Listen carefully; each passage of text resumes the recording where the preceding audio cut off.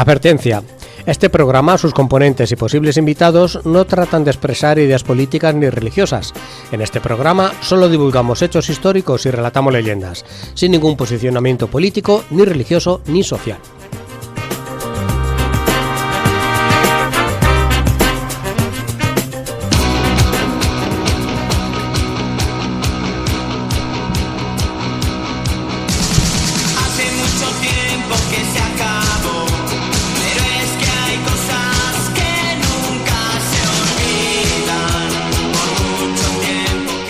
Yo dimito. ¿Por qué? ¿Por qué? Junio y trabajando, esto es imposible. Pero ya que te queda poquito. Que me queda poquito, Ya te pero queda si me quieres poquito. llevar Además hasta tienes paga extra y todo. Después de la subida que has tenido este año, te quejarás, Rafael. el triple este Lo año. que yo por digo fin. que yo no voy a venir más aquí porque es que... El o sea, triple yo este año. Ya cortado, semicurado y encima light. ¿El qué? ¿Dónde está? No ponías quejar de que fuera cortado antes en las otras cuñas de otras semanas. pero porque te apetecía comer. Pero No me esto- cambié de tema. ¿No? No me cambié de tema. Hasta el día 30 de junio me quiere tener este El año. jamón ¿Hasta el día este 30? está bueno. Vamos a ver, que yo soy maestro. Que los maestros necesitamos 3 meses de vacaciones. Nada, tú No. hasta el día 30 aquí. Cago en la Como leche. campeones. Además que el día 30 tenemos un especial muy bueno. En directo. Ya lo iremos. ¿Lo decimos o no? Lo vamos espérate, anunciando espérate, todavía hay que no. ir cerrando Pues no habéis cosas. escuchado lo del directo. Vale. Hay que ir cerrando cosas. Déjame que empiece Vale. bien, formal y esas cosas. Venga, vale. arranca. Muy buenos días, buenas tardes, buenas noches. Estás en No Me Cuentes Historias, el programa ¿Por qué de dices histo- buenos días, buenas tardes, buenas noches? 192 programas y no he podido Y terminar no hay las manera, frases de no hay ninguno. manera. Porque mañana es buenas tardes cuando... Claro, y tú cuando lo escuches en el podcast. Claro, lo pero puedes es que en el escuchar cuando podcast se quieras. escucha Pues sí, cualquier buenas. día. Vale, pues buenas. Estás en Onda Plana Santa Cruz. Este es el programa No Me Cuentes Historias. Yo sigo teniendo calor. Y es el programa de historia que hacemos aquí en Santa Cruz de la Cógelo, Zarza, en la provincia de cógelo el Toledo. mando y lo pones tú. Venga. El abanico aquí Eh, tenía por qué Sale, meter. que Joa. sale aire frío. Joa, aire ¿Pero frío. dónde? Ponle un esparadrapo. o Pon algo. el Que no ventilador. le hoy viene muy hablador. Sí, no sé qué. Venga, venga. Bueno, ¿qué es lo que decía? Programa 190, Y dos. 192, par. Y ¿Seguro? como es par, exactamente. Tenemos invitado. ¿Qué pasa el número par? Vale. Exactamente. Este Pues año, tenemos este año invitado. que tenemos esa constante, ¿verdad? Sí. Sí, más o menos lo vamos haciendo, Lo vamos haciendo así. Ujú. Pues bueno, pues entonces título. Ponle tu título, venga, a este programa. Título: Venga. Roma Eterna. Roma Eterna. Sí. La ciudad eterna, claro. La ciudad eterna, exactamente, pero también Roma Eterna porque nuestro invitado me llena de orgullo y satisfacción. Se te ha caído algo por ahí, tío. La poca vergüenza que nos quedaba a nosotros se la Acaba de rodar.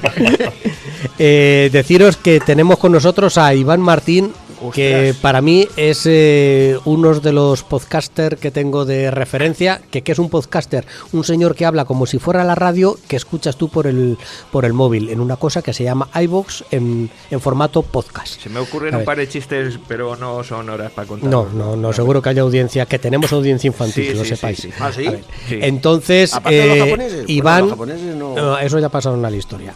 Chinos ahora. Nunca mejor dicho.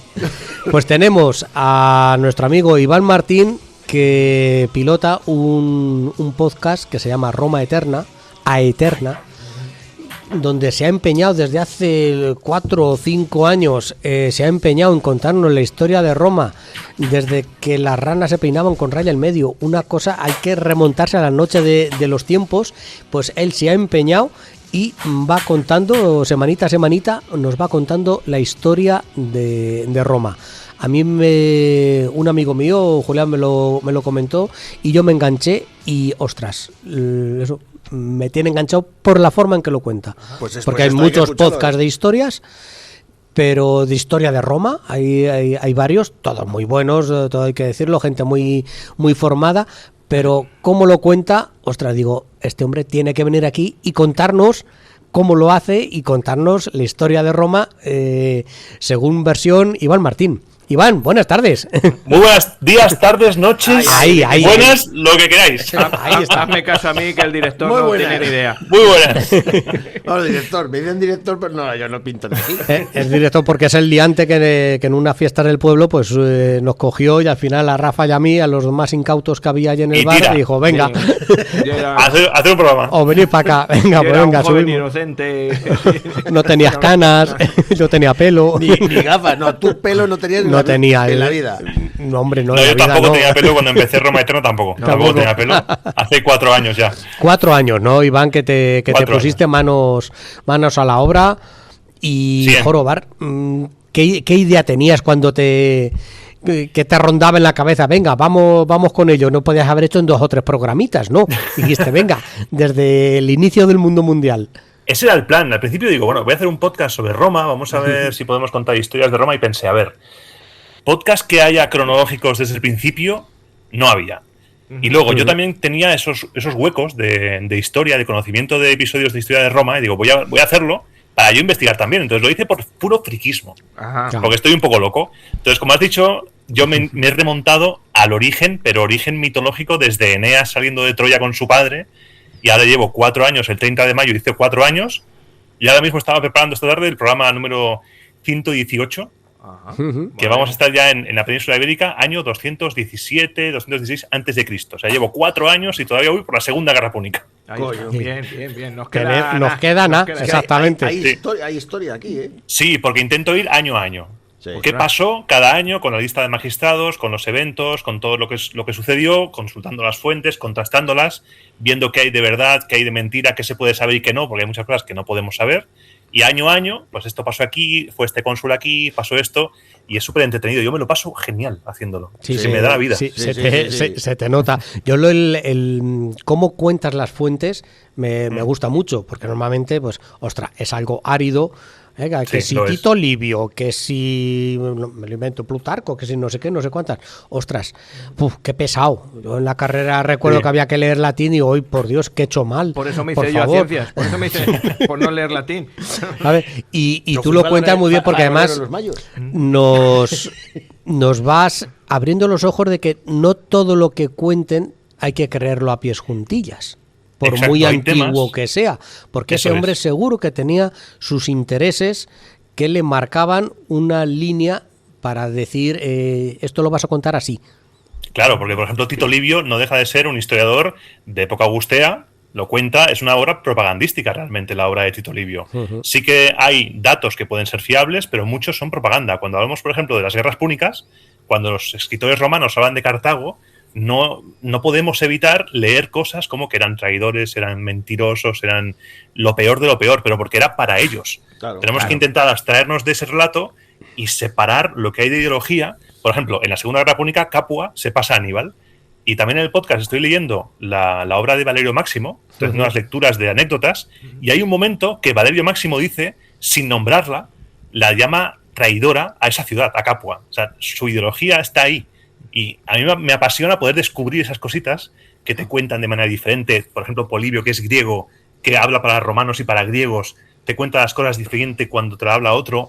Es el comparar las fuentes, descubres qué hay ahí detrás, Al fin y al aun cabo, con las lagunas. al fin y al cabo, como decimos nosotros aquí muchas veces y como dice todo el mundo, la historia la escriben los vencedores. Eso es. Y claro, pues como vencedor, yo escribo lo que me da la gana. No voy a decir que Claro. hemos tenido una guerra, la hemos ganado, pero hemos perdido 1 millón de soldados por el camino. No, es que ellos han perdido 1.000.001. Por eso. Exacto, porque ellos eran muy poderosos porque les hemos ganado a un Claro. ejército muy poderoso. Sí, sí, sí. Y eso suele pasar, y por eso Cartago no tenemos un escrito de historia de Cartago hecha por ellos. Por desgracia, porque sería apasionante. Claro, poder contrastar mejor esa Sí. fuente, sobre todo esos momentos, porque tan malos no serían los cartagenos, que tendrían sus cosas, pero vamos, que los romanos tampoco eran unos santos. Igual que toda No. la, Igual que todo el mundo. toda la historia que nosotros tenemos aquí en la carpetanía, nosotros carpetanos por aquí, pues viene de fuentes romanas, evidentemente. Los Claro. carpetanos. Pues Eso es. no será todo tan así como los romanos lo dicen en muchas ocasiones. Exacto. Escuchamos una versión, solamente una versión. ¿Y Roma cómo nace? O sea, antes de la loba, ¿qué había? Antes de que los romanos explicaran su propia historia con un relato mítico, porque esto no deja de ser una mitología que se crean, a veces los romanos antiguamente no sabían ni su propia historia, no sabían su origen.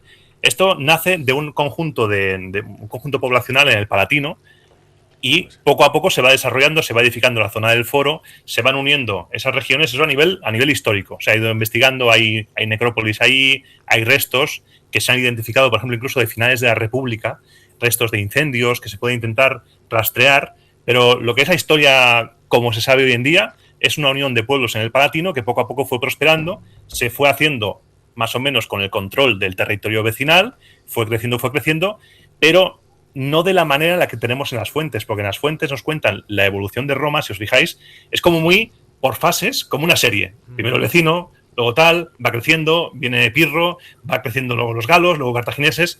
Hay que ver hasta qué punto Roma fue invadida por otros pueblos. Por ejemplo, Lars Porsena, a finales de la monarquía, invade Roma, las fuentes nos lo cuentan así. Si realmente hubo 7 o más reyes, qué tipo de figura había, cómo empezó la República. Porque en el libro, por ejemplo, que he sacado, hablo del inicio de la República según las fuentes, pero parece que no fue así. Es un origen muy mitológico hasta mediados de las guerras púnicas. Es todo muy leyenda, muy legendario. Tenemos que intentar ser muy precavidos a la hora de leer las fuentes porque hay mucha leyenda. O sea que lo de Rómulo y Remo es leyenda. Lo de Rómulo y Remo leyenda. Me sí. cachis en ti, yo pensaba Aunque estaría guay. Sí. Pero dentro de la leyenda hay otras versiones, porque, por ejemplo, todos conocemos la loba amamantando a Rómulo y Remo, claro. Pero también hay otra versión que dice que esa loba era una prostituta. Porque las lupas eran prostitutas. Entonces hay esa otra versión que dice que no fue una loba. El lupanar. Claro. El lupanar. Fue una prostituta y no una loba. Fue una loba, pero de 2 patas. Yo vi una película, curioso. Se me quedó a mí la película que era romana y de cuando se quedaron sin mujeres o querían traer mujeres. El rapto de las Sabinas. Y tuvieron que ir a por mujeres. Y cuéntanos. Es tremendo, esa historia es tremenda, porque claro, Roma, cuando Rómulo funda la ciudad, se encuentra que no tiene gente. ¿Cómo fundamos una ciudad de la nada y le traemos gente? Pues primero lo que hizo fue hacer de Roma un lugar abierto a cualquiera que pudiera llegar. Si tú habías cometido crímenes, da igual. Roma era un punto en el cual tú podías rehacer tu vida. Era como en las películas americanas, cambiar de estado. Sí. Cambias de estado y empiezas de cero. Pues empezaron ahí, pero vieron que era todo un campo de nabos, hablando mal y pronto. Y dijeron, nos hace falta mujeres porque si no, en una generación nos vamos a quedar aquí todos muertos. Y lo que planeó Rómulo en unas fiestas, invitó al pueblo de los sabinos con sus mujeres y en un determinado momento lo que hicieron fue raptar a sus mujeres, según el mito, recogido en Tito Livio, en Dionisio de Halicarnaso, esta historia. Y es una historia tremenda, porque el mismo Rómulo, te cuentan las fuentes, que después va casa por casa animando a las mujeres a que sean dóciles, porque van a criar a los futuros romanos. Es una historia tremenda. Por supuesto, acaba en guerra. Acaba en guerra eso, porque se vengan. Tiene que ser muy duro decir, no, hombre, mujeres, tú anímate, porque fíjate que van a ser madre de romanos. Pero tal cual se lo dice así Rómulo. No te aflijas, mujer, porque tienes una misión por delante, criar a los futuros romanos. Claro, ese que te escribe, poniendo en palabras en boca de Rómulo, vas a criar a los futuros romanos, ya sabe el destino de Roma. Entonces, ya estás viendo que es un relato creado a posteriori. Y eso es lo que le hace fascinante. Se crean su propia mitología. Oye, y si esto lo hizo Rómulo, ¿Remo qué hizo? Remo tuvo un destino fatal. Remo... Hay diferentes versiones. Hay una versión, creo que es la más extendida, cuando Rómulo hace el surco sagrado de fundación de la ciudad, dice, aquí no se puede pasar porque esto es Roma y esto es mi ciudad. Remo reta a su hermano y cruza el pomerium sagrado de la ciudad y Rómulo lo mata. Porque también las fuentes nos hablan de que el fundador de la ciudad sería quien más buitres viera, que los buitres eran la señal de los dioses. Entonces Rómulo, en el podcast lo cuento, que empezó a ver ahí buitres a cascoporro, le puse hasta sonidos de dinosaurios volando, porque empezó a ver buitres ahí, y Remo vio menos. Entonces, como Remo vio menos, los dioses han hablado, querido hermano, tú no fundas la ciudad. Hubo esa desavenencia, Remo muere, y luego hay otra versión que ¿Pero muere o le matan? Lo matan, sí. Entonces, lo matan y hay una historia que es que vuelve Remo. Remo vuelve en modo espectro, en modo espíritu, a hablar con su madre, llorando, y decirle, mira lo que has hecho, madre, me ha matado mi hermano, espero que valga la pena esto, no sé qué. O sea, son cosas que a veces nos perdemos. Historias de los muertos hablando con los vivos. Eso también está plagado en la historia romana. Joder.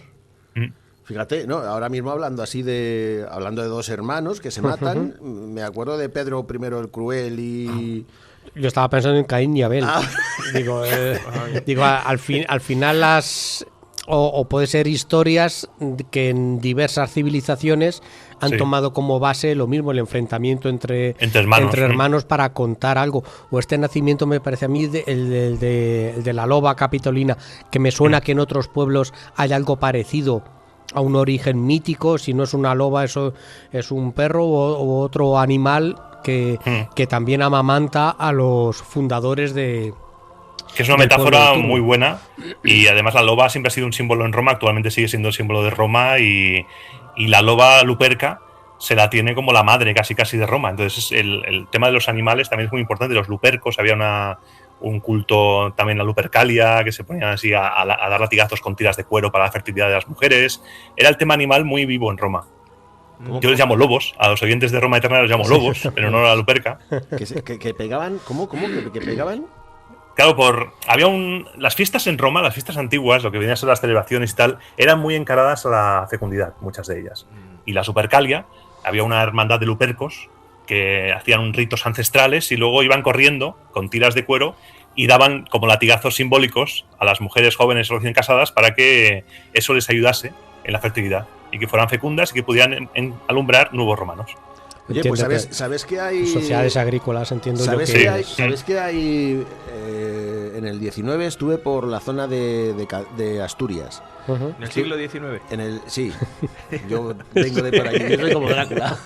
Yo vengo del siglo III, antes de Cristo. No, en el 2019 estuve de vacaciones y no me acuerdo dónde fue, pero pillamos un pueblo que estaba de fiestas. Y había gente, o sea, venían como si fueran gigantes y cabezudos, pero los cabezudos... En el pueblo de Gema van con varas. Sí. Exacto, van pegando a los chiquillos. Normalmente ahora es corriendo detrás de los chiquillos. Y cuando estaba contando digo, mira, es lo mismo. Quizás son reminiscencias de fiestas antiguas que se han perdido el valor. Incluso para los antiguos romanos no sabían muchas veces por qué celebraban cosas. Pero las celebraban porque era la tradición, como ahora vemos fiestas en nuestros pueblos que no las entendemos porque están arraigadas en la tradición. Claro. Bueno, y entonces se funda Roma. Se funda Roma. Se funda Roma y Rómulo sería el primer rey. ¿O cómo? Rómulo es el primer rey. Reinan, las fuentes nos cuentan que son reinados muy largos, los reinados de los primeros 6 reyes, el séptimo no fue tan largo. Los primeros 6 reyes fueron muy largos y las fuentes nos cuentan... ¿De largos cómo? O sea, como unos 30-40 años cada uno. 30-40 años. Para encajar, y nos cuentan que cada rey va haciendo una cosa. Pues uno organiza las tribus, la gente en tribus, otro organiza las centurias, otro te hace la cloaca máxima, otro te expande las fronteras de la ciudad de Roma hasta Ostia para la desembocadura del Tíber, y llegamos al séptimo, que es el último, que es Tarquinio el Soberbio, que a ese ya le expulsan por algo que no es culpa suya. Porque él, cuando sucede lo que realmente le hacen para expulsarlo, él estaba fuera de Roma, y lo que sucede es que Sexto Tarquinio, uno de sus hijos, lo que hace es violar a Lucrecia, que era la mujer de un noble importante, y Lucrecia lo que hace es denunciar esa violación. Va a denunciarla a la casa de Bruto, a casa de Colatino, su marido, y cuando denuncia esa violación se suicida. Y ahí es cuando ocurre algo que yo cuento en el libro que es muy sospechoso. Porque en cuanto se suicida Lucrecia, Bruto y el resto parece que tienen el plan ya hecho. Te empiezan a contar, no, pues mira, vamos a exiliar al rey y podemos poner 2 reyes como en Esparta, o hacemos un sistema como en Atenas. Intentan debatir a ver qué sistema hacen.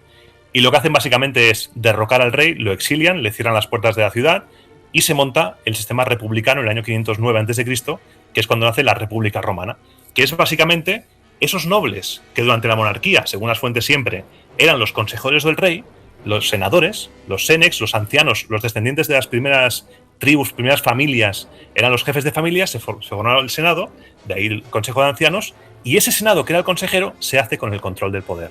Dicen, ¿por qué necesitamos un rey si nosotros podemos ser los reyes? Entonces, hacen el pacto de no utilizar los emblemas reales, de no utilizar enseñas reales, porque como va a haber 2 cónsules, para que la gente no piense que en lugar de un rey tienen 2. Entonces aquí ha llegado a pensar que es un golpe, no es que sea un exilio porque es soberbio, porque esos reyes últimos... Es un golpe de Estado. Es un golpe de Estado. Esos reyes últimos nos lo cuentan las fuentes que son populistas. Por ejemplo, creo que San Comarcio un día cancela las deudas del pueblo. Pero Tito Livio te dice que eso es populismo barato y que son tiranos al estilo griego, y entonces el Senado no puede aguantar eso. Y como nos lo cuentan las fuentes, es un golpe de Estado. Hay algunos historiadores que lo han llamado la bunkerización del patriciado. Y en ese momento es cuando agarran todo el poder, se hacen con el control de la República, todos los cargos públicos los copan ellos y se crea una nobleza de sangre, el patriciado, los patricios, que es completamente inaccesible, cerrada, y que durante los siguientes 3 siglos de república se va a tener que abrir a base de violencia, a base de revoluciones sociales, a base de la gente negarse a ir a la guerra, a base de sangre, y es un conflicto social apasionante que también nos perdemos cuando hablamos de Roma. A veces nos vamos a la República de las Guerras Púnicas, que realmente es, a nivel visual, la Roma oficial republicana, pero antes tenemos una Roma en la cual los soldados se dejan ganar las batallas, porque no quieren que ese general, que es un patricio, que no le da ningún control político a los demás, no quieren que gane. Vemos a gente esclavizada por deudas. En la antigua Roma, en la República Arcaica, existía la esclavitud por deudas, el nexum, que tú adquirías un contrato con tu acreedor por herramientas de cultivo, por tierras, y si no honrabas ese crédito, el acreedor tenía control sobre ti. Era propietario tuyo, te esclavizaba. Eso era un problemón, porque luego también tenemos copar tierras, el ager públicos por los senadores. Tenemos todos unos ingredientes que a veces se han visto en el relato de las fuentes como una copia de la época de los Graco.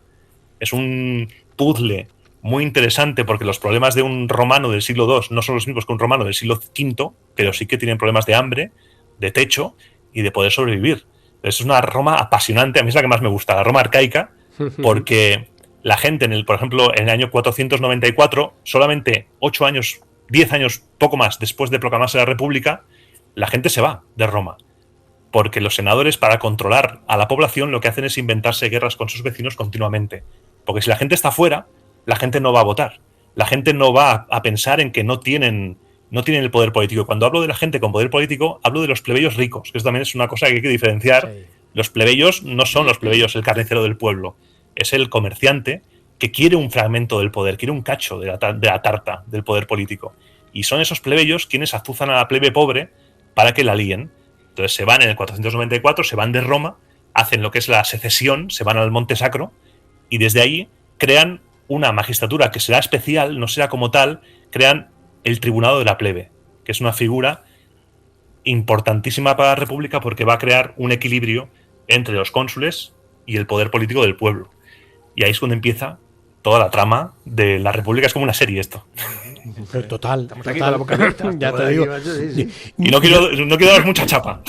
No, ni mucho menos, Iván. Yo me he quedado con la copla. Perdón. Bebe un poco de jamón. Dale ahí, dale el vino de la baética. Un traguín. Que has hecho 7 reyes. Sí. Y esto, supuestamente. Y esto no suena y al séptimo día en cada día voy haciendo una cosa distinta y el séptimo simbólico. Día creo el mundo o creo al hombre. 7 reyes, 7 colinas. Claro, también. Exactamente, 7. Puede haber influencias. Es que estamos hablando de la numerología. La numerología era muy importante en la antigüedad, ¿eh? Los números eran muy importantes. Y había conexión entre la religión judía o las religiones que hubiera en el Oriente Próximo que llegara hasta Roma. ¿Habría una base más o menos mitológica única, por lo menos en el Mediterráneo?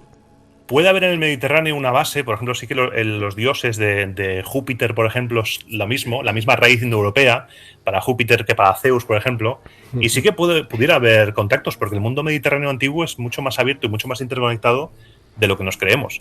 Entonces sí que es verdad que la religión romana era una religión abierta, era una religión que estaba dispuesta a absorber dioses o a absorber creencias que le fueran bien. Por ejemplo, Apolo, el Apolo griego, Roma se lo cogió directamente. Dijo, esto me gusta porque tengo una epidemia y me viene como quien va a la tienda. Me viene muy bien este dios. Se lo llevaron y se lo trajeron a Roma y es el dios más importante, por ejemplo, para Augusto.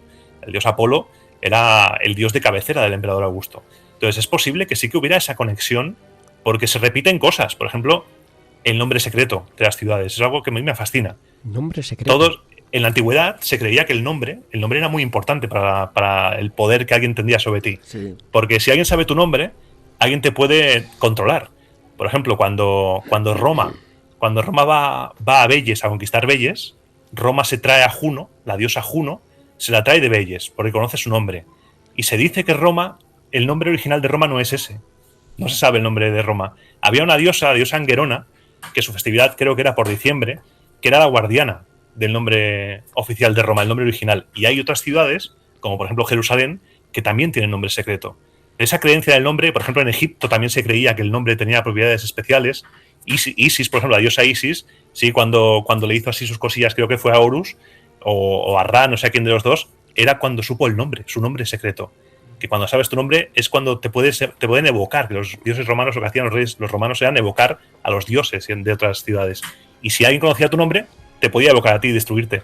Es algo también fascinante el tema de los nombres, y que puede ser una parte de la conexión esa del mundo antiguo, de que tienen cosas en común. Es que es la base de la filosofía y del lenguaje. Es decir, filosóficamente, algo que no tiene nombre no existe. Es decir, exacto. Si tú no eres capaz de poner un nombre a algo es porque no existe. Porque si no, directamente le tienes que... En cuanto sabemos nombrar algo, le damos pues el patrón de existencia. Ya sabemos qué es. Sí. Ya sabemos, aunque no sepamos lo que es, pero existe, empieza a pertenecer a nuestro mundo conocido. Y es una forma de poseerlo, ya tiene su nombre. Exactamente. Empiezas por a eso poseerlo. la importancia del lenguaje y de pues eso, de nombrar las cosas. De todas las maneras, si os dais cuenta, yo creo que Roma es una continuación de los... Pues coño, si es normal, los sumerios empezaron que sí con sus dioses, sus claves estos numéricas, los egipcios, después los griegos que bebieron de estas fuentes, los griegos que están al lado de Roma y...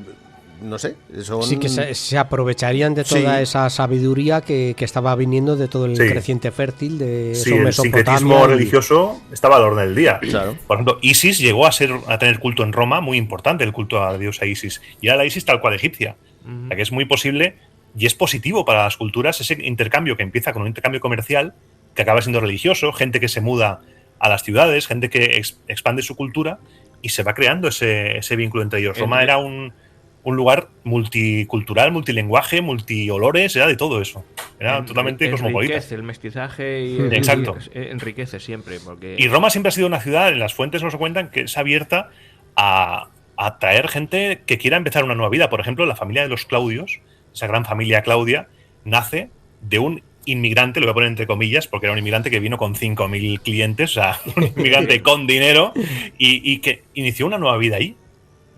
Es algo que Roma en la antigüedad siempre se ha vanagloriado de ello. Es una zona en la cual tú puedes venir y hacerte de los nuestros. Entre comillas también nuestros, de ellos puedes hacerte. Sí, es por eso que el latino, digamos que no es racista, sino que tú adoptas mi cultura y eres uno de los míos. Sí, puede haber xenofobia, eso sí, o sea, el extranjero y tal, pero racismo como tal no. No, racismo no, porque el mismo tema de la esclavitud. Los romanos, tema de la color de piel, yo te esclavizo, si tú te vas contra mí en una guerra, aunque sea plan con él, te va a esclavizar igual, si pierdes. O sea, no había ese componente racial. Sí, o por deudas, como decías antes, a los suyos propios. Entonces, el esclavo, que es un tema que, claro, en un principio cuando se estudiaba, joder, esclavo, pues es porque es inferior a ti. No, cuidado, es que... Tiene muchos componentes y sobre todo en la antigüedad el tema de la esclavitud por deudas. Claro, y luego si vuelves a recuperar tu libertad, si eres liberto, luego puedes tener el nombre de tu antiguo propietario, puedes labrarte una carrera. Hay ejemplos de libertos que llegaron a ganarse muy bien la vida y que acabaron forrados. Eso es verdad. Porque era muy clasista la sociedad romana, eso sí. Entonces, cuando dejas de ser esclavo y eres liberto, ya eres parte del club. Un poco así. Y puedes empezar a prosperar. Pero cuando eres esclavo sí que no eres un mueble. Por desgracia, la esclavitud eres un mueble que habla. Una herramienta parlante. Me está sonando de esto a la sociedad americana actual. Muchísimo. Sí, por desgracia sí. Bueno, dejamos un poquito la monarquía y nos metemos con la cosa pública, con la res pública. Venga, con el gobierno. ¿Cómo se organizaba ese gobierno? Vamos a ver. Bueno, ese gobierno estaba organizado, básicamente era el Senado. El Senado era quien tenía el control y había una serie de magistraturas que llevaban los asuntos públicos. La magistratura superior era el consulado, los cónsules eran 2, eran siempre magistraturas anuales, y lo que hacían los cónsules eran los presidentes de gobierno, los primeros ministros. Eran 2, se turnaban cada mes era uno o cada mes era otro para no pisarse, y lo que iban haciendo era decidiendo los asuntos en política exterior, pero siempre, no de manera obligatoria, pero todas esas decisiones tenían que consultarlas con el Senado. En el Senado había antiguos magistrados que se ordenaban en función de la antigüedad en el cargo y si habían desempeñado cargos públicos. Un Senado que en un primer momento estaba pensado para ser formado solamente por antiguos magistrados y que entrabas desde el primer cargo, desde casi edil, llegó un punto que ya podías entrar cuando eras ya un magistrado, y en el cual sí que se tenía muy en cuenta sus decisiones, pero al principio eran consultivas, meramente consultivas. Los Senado consultos era una consulta que tú lo hacías, pero poco a poco el Senado fue adquiriendo poder y fue realmente quien gobernó la República hasta que la República se fue por el desagüe, como todos sabemos, en tiempos de Sila, Mario, y empezaron esos personalismos que acabaron con el poder. Pero fue en la República como tal, en la República Arcaica, la Segunda Guerra Púnica, por ejemplo, hasta la Segunda Guerra Púnica, es el Senado quien consulta las cosas, quien recibe a los emisarios extranjeros y se vertebra ahí, el Senado. Luego hay otras cámaras, por ejemplo está la Asamblea de la Plebe, que están los tribunos de la plebe, es donde hacen la política, que quieren ser el contrapunto a la política del Senado porque los tribunos de la plebe tienen derecho a veto. Un tribuno de la plebe te puede vetar las decisiones de los cónsules o del Senado y puede bloquear la política romana. Entonces ahí tenemos ese juego de equilibrios. Pero el núcleo del poder político es el Senado. Aquí en la República es cuando empieza Roma a expandirse o comienza antes. En lo que es en la monarquía sí que empieza a pegarse con sus vecinos. En épocas monárquicas es cuando empieza la rivalidad con Etruria, por ejemplo.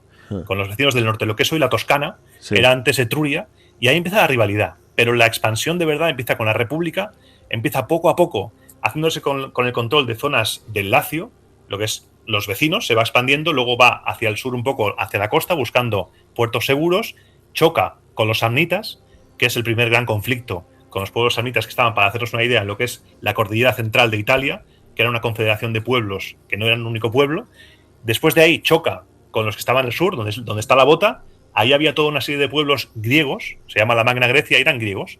Roma llega hacia el sur de la península itálica y ahí es cuando explota todo. Porque Tarento, que es la que está en el arco de la bota, abajo, esa ciudad portuaria, pide ayuda al rey Pirro de Epiro, uno de los mejores generales de su tiempo, que viene desde Grecia, desde la otra orilla, para ayudar a los griegos de esa zona que estaban siendo atacados por los romanos. Y es ahí cuando empieza de verdad la auténtica historia potente, porque es un general que llega con elefantes, no fue Aníbal el primero que trajo elefantes, fue Pirro de Epiro, y empiezan los problemas. Pirro vence a los romanos, pero no. Todos sabemos la típica historia de las victorias pírricas, porque cada vez que ganaba se iba quedando con menos generales y con menos hombres de confianza. Pirro se acaba yendo hasta Sicilia para pelearse contra los cartagineses, vuelve a Italia, no le sale bien y se vuelve a Grecia. Y es ahí donde empieza la expansión, porque ahí Roma ya tiene desde Roma hasta abajo, hasta la Magna Grecia, y luego empieza hacia arriba, con los galos. El auténtico dolor de muelas, la auténtica pesadilla romana son los galos, porque hay batallas, historias de guerras. Por ejemplo, hace poco narré en el podcast la historia de un cónsul electo que fue al norte a ver qué había con los galos, le tendieron una emboscada y acabó su cráneo siendo utilizado como vaso ceremonial por los galos. ¿Y por qué viene esa expansión de Roma? Porque los romanos son etruscos, son latinos. Ahí está, ¿De dónde está el tema. Roma es tan etrusca, tan latina y tal. La expansión romana, por ejemplo, nos la cuentan de manera fortuita. Nunca nos dicen, porque no nos imaginemos a un romano con un mapa diciendo, a ver, ahora nos vamos aquí, ahora vamos allá. Cuando nos lo cuentan, es como, por ejemplo, cuando los galos, ahora hablamos de ellos, cuando los galos asedian Roma y la toman prácticamente en el 390 a.C., Roma se mete ahí por lista. O sea, se mete ahí, se lo ha ganado. Porque vienen a pedirle ayuda, un pueblo vecino, que me están atacando los galos, que vienen a por mí, y Roma se erige, cuando empieza a expandirse, en la policía del mundo conocido por ellos. Entonces van a desafiar a los galos, les sale mal, los galos les atacan y acaban casi extinguidos por los galos. Entonces, siempre es algo así. Ayuda que pide un pueblo, va al Senado, oye, que me están atacando. Nunca es una guerra de expansión, porque si algo tiene Roma es que intenta justificar, aunque por supuesto sabemos que hay tejemanejes por detrás que se provocan estas cosas, siempre intenta justificar de manera legal una guerra para intentar obrar de manera justa de cara a los dioses, no iniciar una guerra ilegal, que es algo que siempre intentan, y normalmente son peticiones de ayuda o intereses que tienen en un lugar y los ciudadanos romanos de ahí son atacados, porque lo que hacía Roma era hacer mini Romas. Roma lo que hacía era hacer colonias, mini ciudades, imitando la Roma, el diseño de Roma. Por eso tenemos las ciudades que son todo fotocopias de la antigua Roma, porque fundaba una colonia y era una manera también de aliviar la política de la ciudad. Porque si tú tienes el descontento de la población, pues dices, mira, de repente, como cuando haces pisos, mira, tengo una promoción de una colonia nueva en un lugar. Tengo para 20.000 personas que podéis empezar una nueva vida, que está en un territorio de frontera que igual os atacan los galos. Bueno, esos son detallitos, pero sin importancia. Pero os podéis ir para allá. Los y galos poco a poco se va expandiendo. Los galos, Iván, son los galos de Asterix, los galos de la Galia, o son otros galos. Son unos galos menos amables. Aunque igual tienen pócima, porque no veas los galos, van dopadísimos. Sí, porque esos son los que entraron en Roma realmente.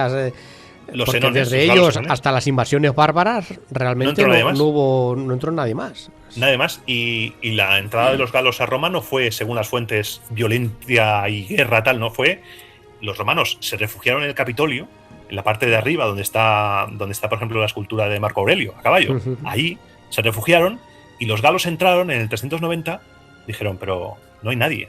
Estaban ahí refugiados, no hay nadie, ¿qué pasa aquí? Entonces estuvieron investigando, los ancianos los habían expulsado del Capitolio, estaban en sus casas y vieron a un señor con barba, porque en la antigua Roma arcaica, no en la época de César, en la antigua Roma arcaica estaba de moda llevar barba, emulando los griegos del siglo V, la edad dorada de Grecia. Y vieron a un señor con barba que iba muy bien vestido, un antiguo magistrado, y uno de los galos le tocó la barba. Y el tío le dijo, ¿para qué tocas? y entonces ahí lo degollaron y empezó la violencia extrema. Pero no fue a sangre y fuego que entraron los galos, sino que poco a poco, en un relato también un poco falso, porque la Roma de esa época no era la Roma monumental. Entonces, dudo que los galos se asombraran tanto por ver una ciudad así. Pero sí que fue un disparador bastante absurdo. Es que esa época, dice, bueno, ¿tan grande era Roma ya en aquella época?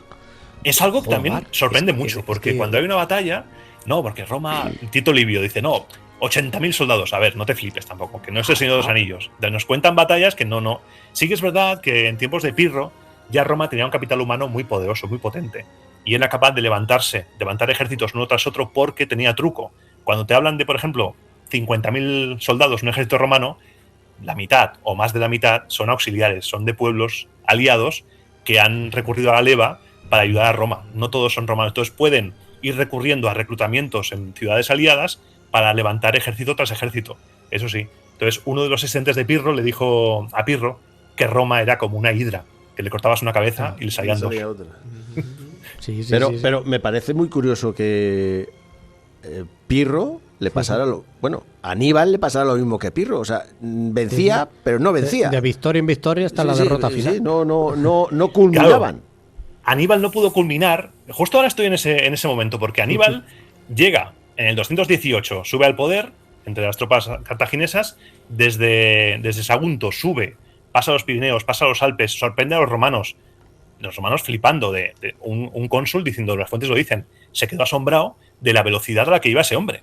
O sea, ese hombre iba a toda velocidad derrapando por los Pirineos. Entonces baja a Italia y derrota a los romanos en 4 batallas seguidas, en Trebia, Tesino, Trasimeno y Cannas.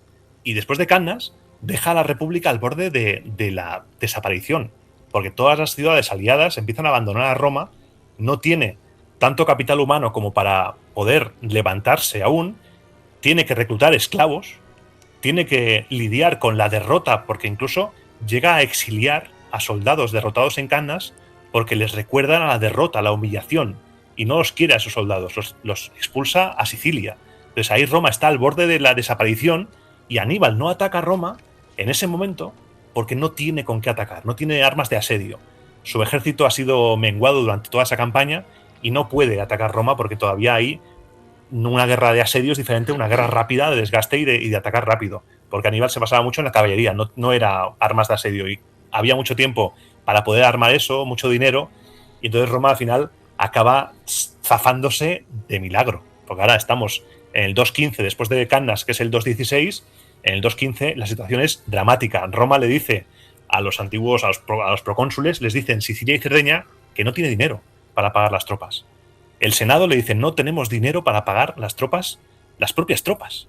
Y eso es algo alucinante, no te lo crees, tú lo lees y dices, no puede ser, si esta no es la Roma victoriosa que me han vendido. Claro. Pues no, la Roma victoriosa no lo era tanto, a veces. Pero, perdona, pero ¿y con Pirro qué pasó entonces? O sea, Aníbal deja a Roma al borde del precipicio, pero ¿y Pirro?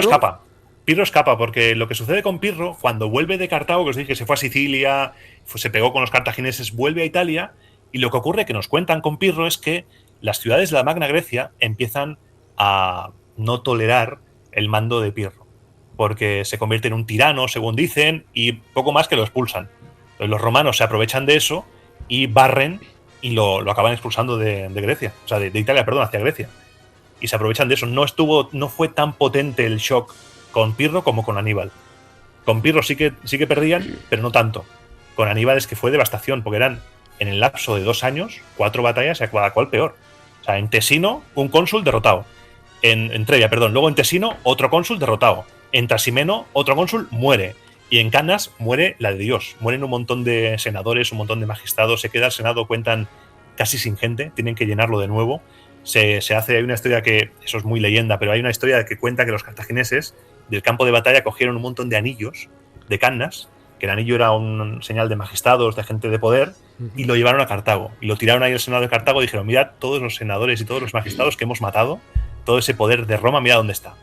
Es un momento tremendo. No, pero fíjate la fuerza que tendría Roma, porque en comparación con Cartago, recibe en su territorio 4 leches a mano llena en los alrededores de Roma, y aguanta. En Cartago llegan, les meten una aguantada en Zama y cae. Y cae, sí, porque yo creo que fue muy determinante el papel de la península ibérica. La península ibérica es un escenario muy importante para la Segunda Guerra Púnica. Justo ahora estoy entrando en el podcast en Iberia, y cortarle los suministros, porque Cartago tenía media península ibérica, era suya. En tiempos de Amílcar, en tiempos de Asdrúbal, lo habían hecho muy bien, había hecho alianzas. Entre alianzas y ultraviolencia, los cartagineses también, como los romanos, si no te vienes a buenas, te vendrás a las malas. Y tenían todo un sistema económico en Cart-Hadash, en la actual Cartagena, era una capital tremenda. Y arrebatarle el control del mar y el control de la península ibérica fue determinante para la victoria.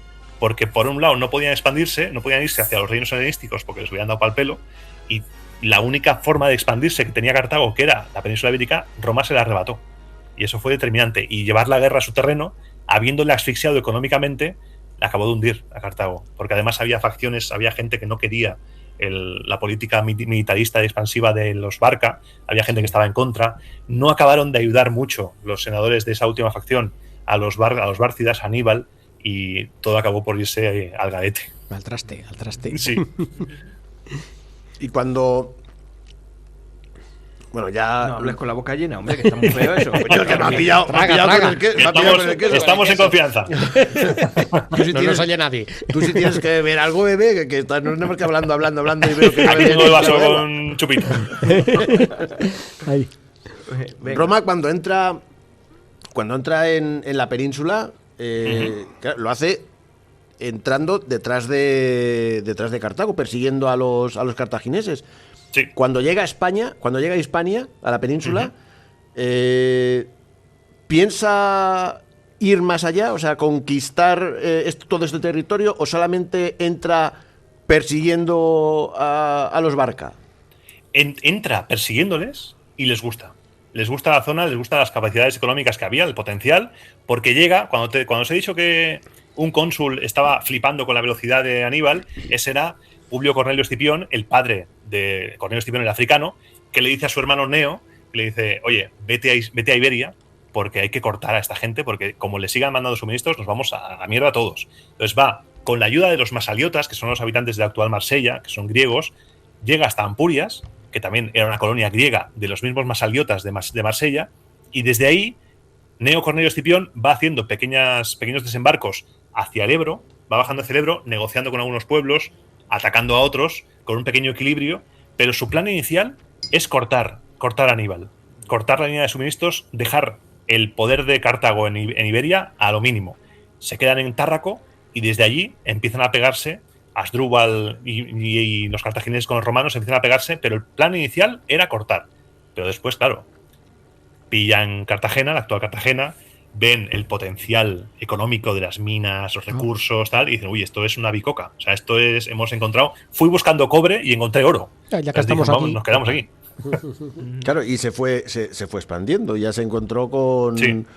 Celtíberos, se encontró con toda una miriada de pueblos diferentes entre sí que tenían sus intereses, como en todas las guerras y todas las zonas de conquista. Se beneficia de acuerdos con nobles, se beneficia de rencillas entre pueblos, diferentes celtíberos, pero sí que es verdad que en la península ibérica hasta el 29, creo que es, hasta Augusto, todavía seguían ahí los cántabros y dando guerra, ¿eh? O sea, a Roma le costó pacificar la península ibérica un montón. La guerra cántabra. ¿Pero sí, porque nosotros somos así o porque... Bueno, nuestros antepasados. Sí. Hombre, yo entiendo que el terreno ayuda mucho en la resistencia. El terreno escarpado, en el norte, claro. También el tema de que quizá dejarse llevar, porque Roma, quieras que no, aunque no te imponga del todo su cultura, aunque no te borre, Roma poco a poco sí que te borra. Porque, por ejemplo, en algunas guerras que ha habido en el pasado, Roma lo que hacía era, vale, te he derrotado, has sido vencida por mí, no te preocupes, no va a pasar nada, tú seguirás viviendo, pero con la condición de que tú no te puedes casar con gente que no sea de esta ciudad, que casualmente es romana. No puedes comerciar con gente que no sea de este lugar, que casualmente es romano. Entonces, poco a poco te vas a romanizar. O sea, cuando Roma, los ejércitos de Roma entraron en la península, su gente también entró y fundaban ciudades y traían a su gente. No es que dejaran aquí a los... Bueno, aquí hay 2 santacruceros, le dejamos los 2 santacruceros. No. Ponían... venía por ejemplo, las familias de los legionarios, los veteranos, luego con los tiempos de Mario, cuando ya se les daba un trozo de terreno a los veteranos después de cumplir el servicio militar, se iban a donde habían servido, se solían ir a la zona porque ya se casaban y todo eso ahí, y poco a poco eran núcleos romanos. Y cuando había esas guerras entre diferentes pueblos con Roma, pues podías acabar siendo aliado o siendo sometido o teniendo ese tipo de acuerdos que te fuerzan a acabar pensando como un romano, a adorar a dioses romanos, a comerciar como un romano, a comer como un romano y a juntarte con gente romana. Y sí, es lo que hacía Roma. O sea, te ponía una ciudad y te traía a su gente. Porque eso hacía también Roma. Eso expandía la cultura, porque era muy importante para ellos, expandir su forma de vida. La ciudad es la base de Roma. La vida pública. Las ciudades de los celtíberos pues no dejarían de ser poblados más o menos acondicionados, pero llega una ciudad romana con un teatro, con una serie de infraestructuras que el otro alucina. Y si tú quieres prosperar económica, socialmente en esa nueva sociedad, o te haces romano culturalmente, o... Claro, yo entiendo que por eso desaparecen todos los idiomas prerromanos, que todos los íberos, todos los idiomas íberos desaparecen con Roma, quitando los vascones allá arriba, y yo creo que ya está.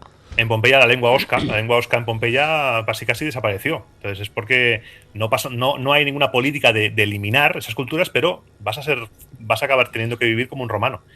Y es lo que sucede. Aunque no seas genéticamente romano, pero culturalmente... Sí. Claro, y muchas veces pasaba eso de los cabecillas, los caudillos de los pueblos, no te preocupes, que ahora tú vas a ser magistrado local, vas a tener... Las élites locales eran muy mimadas en ese sentido, porque eran quienes te podían mantener la paz en el lugar. Sí que había guerras de conquista, sangre y fuego, pero lo más duradero es establecer pactos y vínculos con las élites locales. Y esa élite local se convertía en élite local romana de provincia. Y acababa siendo siempre lo mismo. Bueno, y acaban aquí, haciendo la paz romana aquí en la península, al final.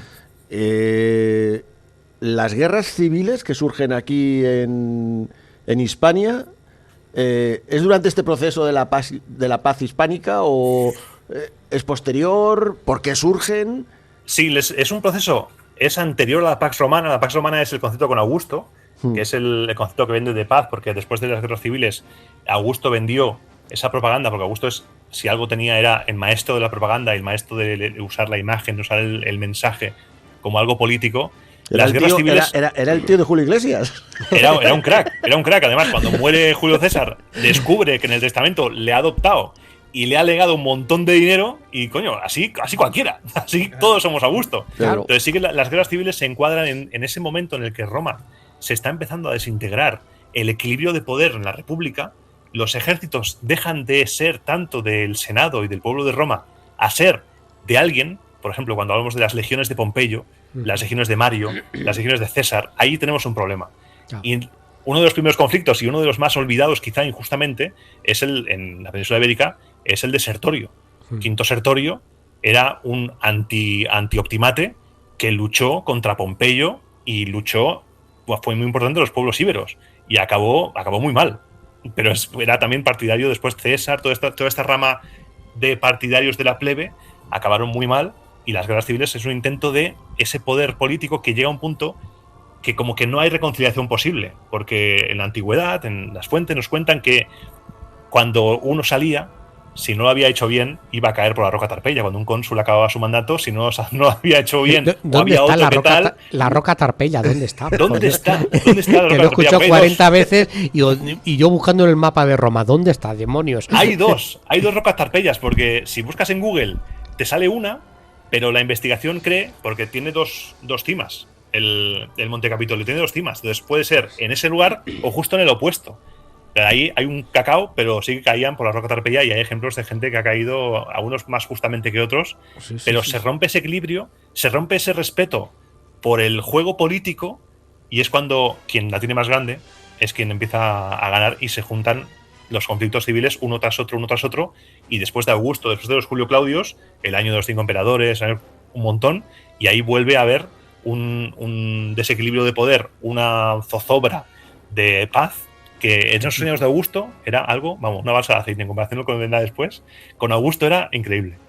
¿Pero las guerras civiles solamente pasó aquí en Hispania? No, también en Italia, en Grecia, las guerras. Cuando Roma se expande, lo que sucede es que todos los conflictos que hay en Roma son conflictos internacionales, para lo que es hoy en día internacional. Porque, por ejemplo, Pompeyo huye a Grecia. De Grecia huye a Egipto. En Egipto le cortan la cabeza. Luego después en Munda, en la península ibérica. Hay diferentes escenarios porque cada uno de los contendientes pues había estado de servicio en un sitio, había estado de servicio en otro, tenía lealtades en un lugar, lealtades en otro, había sido gobernador, y ya se ve en la República ese primer conato de... ¿Sabes lo que vemos después en el imperio de las legiones de Panonia? Han nombrado emperador a tal. Pues eso lo empezamos a ver ahí. Porque Pompeyo recluta sus legiones en tal lugar, César en tal otro... César tiene gladiadores incluso, que los va ahí por la ciudad. O sea, empieza a verse ese desequilibrio de poder que la República es lo que intenta mantener. Intenta mantener ese juego para que año a año se vaya regenerando el poder político, pero un poder político obviamente corrupto. La República era muy corrupta. Pero lo suyo era robar dentro de un orden. Dentro de un equilibrio. Vamos a robar todos. Es por eso que el que llega al poder... ¿tiene que ser con el permiso del ejército o...? En la República aún no, pero poco a poco, sobre todo cuando se crea la Guardia Pretoriana, la Guardia Pretoriana era muy importante en tiempos del Imperio, a principios de tiempos del Imperio, porque era quien te podía cortar el cuello si no iba bien la cosa. Pero sí que es verdad que con el paso de los años, el ejército fue un componente muy importante a nivel político, y es cuando empezó a jugar ese papel. En la República no, porque eran soldados ciudadanos, eran lo mismo, pero cuando son soldados profesionales y intervienen en política movidos por intereses particulares de un general que quiere ser emperador, ahí, ojo peligro, porque tenemos un problema. Y una de las cosas que siempre me ha admirado de Roma es lo que llamaban ese cursus honorum, esa forma de ir curtiéndose en la vida pública. Sí. Para ir escalando en los distintos puestos políticos. ¿Eso había algo parecido en el resto de pueblos de alrededor? ¿O esto fue idea de los romanos? Esto, claro, no sé hasta cierto punto si es algo que copiaron del todo, pero sí que es verdad que muchas instituciones romanas se hacen a imagen y semejanza, por ejemplo, de las griegas. Porque hay varias historias de gente romana que va a emisarios a copiar el modelo. Por ejemplo, cuando Roma crea las leyes de las 12 tablas, cuando se redactan, lo que hacen es enviar una comisión a Atenas a fijarse en las leyes de Solón. Y lo que hacen es van a aprender y de ahí traen las leyes. O sea que es algo que muy posiblemente el sistema del Senado, por ejemplo, la bulé ateniense, todo es muy parecido, el sistema de los ancianos. Se repiten muchas cosas. Como hemos hablado antes de la religión, esto del Consejo de Ancianos se repite mucho. Es algo que está muy en común en todos los pueblos, que se crea la imagen del respeto al anciano, que es el consejero por tener más edad, por tener más vivencia. Y en el tema político sí que es verdad que es posible que haya sido una copia, pero el tema del cursus honorum se lo saltaban cuando querían, también te digo. Cuando le venía porque Escipión, por ejemplo, creo que fue cónsul con 20 y pocos años. Y era algo que no se podía tener. Sí. Oye, también decía, no se puede repetir consulado. Y a veces ves cónsules repetidos. Cuando no interesa, se lo cargan. Por ejemplo, en la República Arcaica, Roma estuvo durante 80 años, más o menos, sin cónsules. se suspendió la elección de cónsules y en su lugar se elegían unos cónsules, unos pretores extraños para no darle el consulado a la plebe. Y ahí sí se permitían, pero no eran cónsules. Los patricios decían, no sois cónsules. Entonces, eso es un poco extraño porque se lo saltan cuando quieren, el consularum. Tú no puedes 80 tener años, tal edad. por Dios. Sí, estuvieron sin cónsules, se elegían otros cargos, una barbaridad. Y luego también la dictadura. La dictadura era el más top, que nos cuentan que la dictadura se surgió como una manera de obligar a la gente a ser reclutada para el ejército. Porque en ese conflicto social que decíamos antes del poder político de la plebe rica, la gente tenía que ir a la guerra. Y los cónsules, cuando ordenaban el reclutamiento, la gente no quería ir a la guerra. Entonces dijo, sí, ¿no quieres ir a la guerra? Pues mira, dictadura. Ahora sí que vas a ir a la guerra, porque si no, este cargo puede matarte. Entonces surge para eso, para eliminar los problemas sociales de la manera más salvaje posible. Es un concepto de dictadura muy distinto del que tenemos actualmente. Sí, que yo ahí leyendo tu libro, el Cincinato, yo alucinaba con este hombre. Por Dios, Cincinato fue 2 veces dictador. Ese señor es el arquetipo de romano ideal, de romano ciudadano que se va, no aspira a perpetuarse en el poder. A Cincinato, pobre hombre, con 80 y algo años ya, el pobre decrépito, lo vuelven a mandar a ser dictador. O sea, es el ejemplo perfecto de que un dictador lo que hace es resolver un problema. Resuelves un problema y aunque sean 3 días, creo que Cincinato eran 2-3 días, hasta luego. Resuelve un problema para la comunidad. Sí. Y coge y se vuelve con su arao que no, yo me voy a mis tierras, yo no quiero riquezas, no quiero historia, yo me vuelvo a mi casa. Porque yo donde estoy a gusto es mi casa. Claro, porque sí que tenía el poder político de Roma, como hemos dicho que eran 2 cónsules, siempre eran 2. Los ediles son 2, los pretores son 2, todos son 2. Y lo que pasa es que a veces no se llevan bien. Y hay historias de cónsules que entre ellos no se llevan bien, hay derrotas porque uno no quiere ayudar al otro, se torpedean entre ellos y lo que hace la dictadura es eliminar todo eso, se suspende y quien manda es el dictador. Una única voz para tiempos de crisis excepcional con un mandato de máximo 6 meses, pero si se acaba antes la crisis, como Cincinato, se acaba y me vuelvo con mis pepinos a plantar ahí mis tomatillos. Que no tenían, pero me lo invento. Sí. Oye, y hablando de la religión, hemos visto que Roma absorbía todos, o sea, tiempos de Jesucristo. No es que mataron a Jesucristo los romanos porque resulta que un dios que le matan, no. Porque los romanos aceptan todos los dioses. El dios que es bueno para tu pueblo, pues es bueno para mí. Sí. Pero es verdad que si no hubiera aparecido la figura de Jesús, el mundo hubiera sido... ¿Su dios hubiera sido Mitra o...? Tiene toda la pinta, pero claro, era diferente. No tenías de perder Mitra, porque era un culto que estaba muy extendido entre la legión, entre los soldados, pero era un culto mistérico solo para iniciados. Era un culto para hombres, para iniciados, los mitreos siempre están en cuevas. ¿Iniciados qué quieres decir? Que están en el culto ya. No es algo público que tú puedas ir y hola, buenos días, voy a ser mitraico. Tienes que estar ahí dentro y eso le arrastraba. Lo que propuso el cristianismo era algo abierto. Cualquiera podía hacerse cristiano, cualquiera podía bautizarse y eso lo hizo ser barrido. Por Cristo fue barrido Mitra, aunque tiene muchas cosas en común. Tú cuando ves representaciones de Mitra o, por ejemplo, ves representaciones del Sol Invicto, toda esa iconografía, el cristianismo la cogió para vender que no era tan diferente, que Jesús era el Sol. No deja de ser una divinidad solar. Y sí que es verdad, posiblemente el culto a Mitra hubiera sido muy, muy importante. Y quién sabe si hubiéramos ido ahora todos mitraicos y nos íbamos a sacrificar un toro en honor a Mitra. Esto es como si eres socio del Celta y de buenas a primeras vienen los del Barcelona y dicen no hace falta ser socio. Exacto. Con que seas aficionado, simpatizante, es suficiente. Claro. Te damos el abono igual. No pagas abono y tienes acceso a tribuna. Y digo, pues vamos. Claro, la tribuna es la vida eterna. Pues vamos allá. Está bien pensado. Oye, cuando pasa Augusto, ¿se puede considerar la época de Julio César la más grande o...? ¿De Augusto dices o de César? No, de César. De César. Es que César, en el último libro de Néstor Marqués, hace un movimiento en el primer capítulo muy bueno que dice que Julio César fue el primer emperador y hace un quiebro porque cuando muere Julio César, el Cayo Julio César, lega su nombre a Augusto, a Octavio, y se convierte en Julio César. Las fuentes, los historiadores llaman a Julio César, a Octavio, Octaviano, cuando muere César, para no liarse, que a él no le gustaba llamarse Octaviano, pero sí que es verdad que la época de César es la más apasionante de todas, porque su asesinato, las Galias, cómo toma el poder, la última de las guerras civiles de la República, pero después de César hay mucha vida y sin César Roma no habría sido tan fascinante en los siguientes años, porque todos intentaron ser César, todos intentaron ligarse a la figura de César, a la figura de Augusto, y fue un personaje muy importante. A mí, lo que es los Julio Claudios, el primer siglo del Imperio, el último de la República, son mi época favorita, sin duda. Y las frases míticas que se... Vini Vidi Vinci, esto... Sí, ¿estos son de verdad o bueno, son leyendas? Por ejemplo, la de Alea y Acta Est, sí que es verdad que hay gente que dice que lo pasó en silencio, el río. Hay gente que dice se tiraron los dados, porque Yacta sí que es una expresión que se usaba en los juegos de dados, como algo al azar. Y por ejemplo, cuando murió, que dicen que algunos dicen que murió diciendo tú también, bruto, hijo mío, eso es de Shakespeare, que lo popularizó.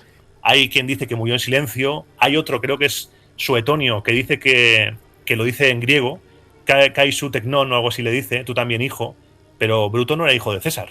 Le dice hijo como un abuelo le dice hijo o la abuela cuando vas a comer. Hijo, te frío unos huevos. Aquí, hermoso cordero. Exacto, no en el sentido de hijo carnal, sino de hijo de cariño. Pero yo creo que murió en silencio, tapándose. Eso sí que es muy importante. Las fuentes lo dicen, que se tapó con la toga. Hola. para la vergüenza de sus heridas, para que nadie le viera.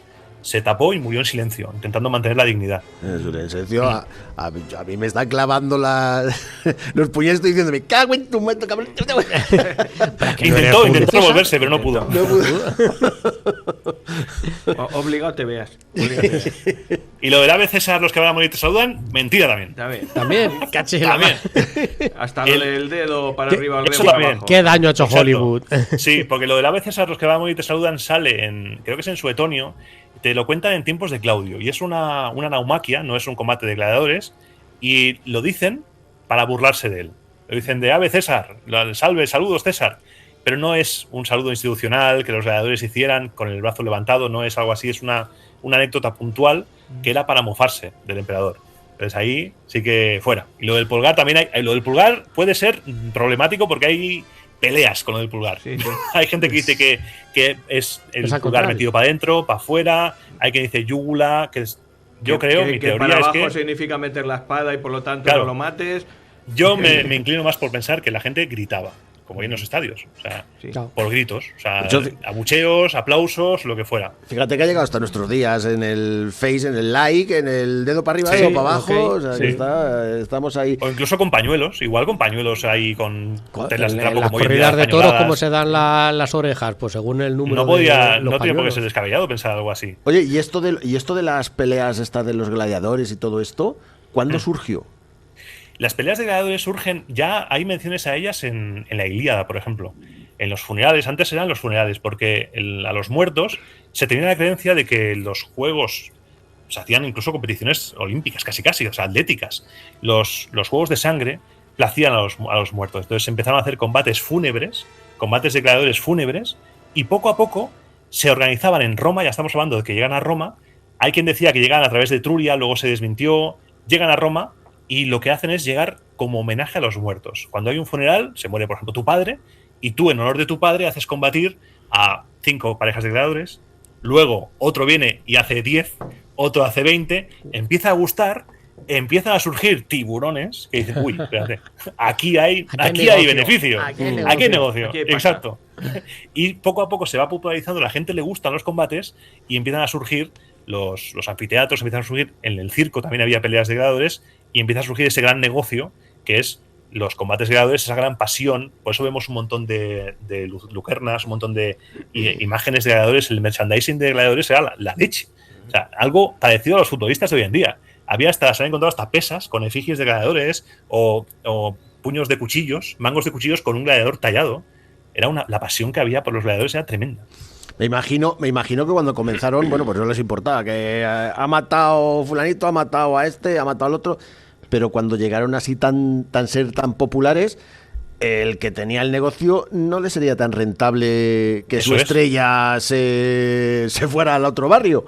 Eso es, por eso no eran tan mortales como nos cuentan las películas. Por ejemplo, la serie esta de Spartacus, que está muy bien, la vida del Ludus la representa muy bien, pero no eran tan sangrientos, sí que había sangre.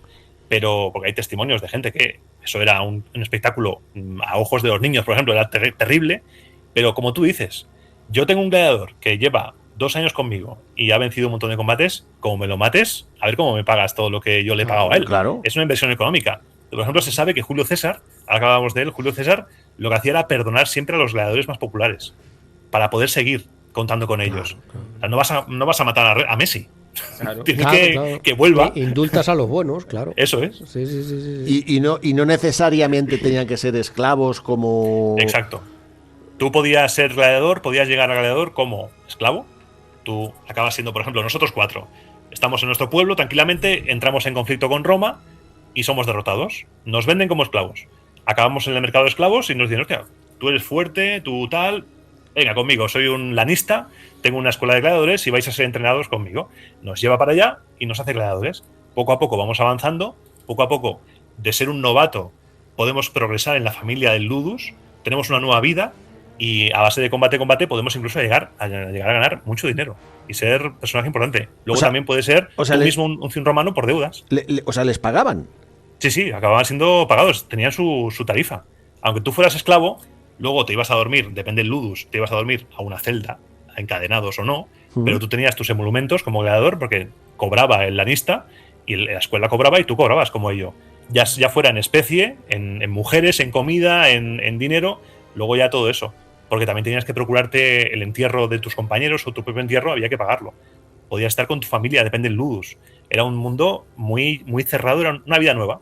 Incluso un romano, si tú tenías deudas, tú podías entregarte a ti mismo como gladiador para pagar tus deudas, para progresar. O quieres fama, si quieres fama y fortuna, hazte gladiador también.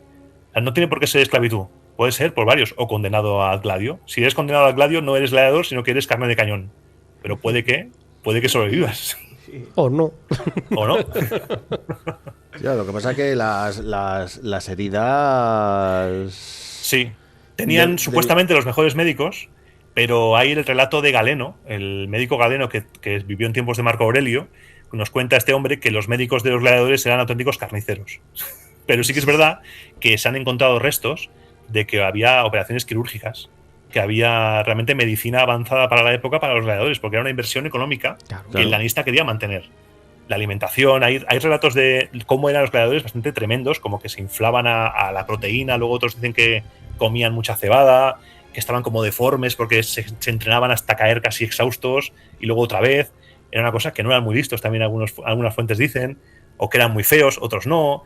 Había de todo, pero sí que eran un poco bruticos, sí que podían ser gladiadores. No, pero esto se dice también hoy en día. Bueno, ahora ya no tanto, pero yo cuando era chiquillo, de los boxeadores se decía de lo mismo. Te dejan tonto, lejos, te dejan tonto, te dejan no sé qué, te dejan no sé cuánto. Yo practico boxeo. Por eso, claro, pues de gladiador igual hay una fuente que nos dice, un autor que dice, pues un gladiador está desdentado, está la cara la tiene deformada de los golpes, está como medio cojo. Claro, lo dejan así. No muchos llegaban a la edad adulta, porque acababan muriendo, pero algunos podían llegar incluso a ser lanista ellos mismos, podían llegar a tener ludus. La que igual que los boxeadores hace unos años cuando el que se metía pues a lo mejor era más por necesidad, de buscarse una salida económica, social, oye, soy fuerte y tal, doy las condiciones, pues por aquí a lo mejor tengo una salida que me permite...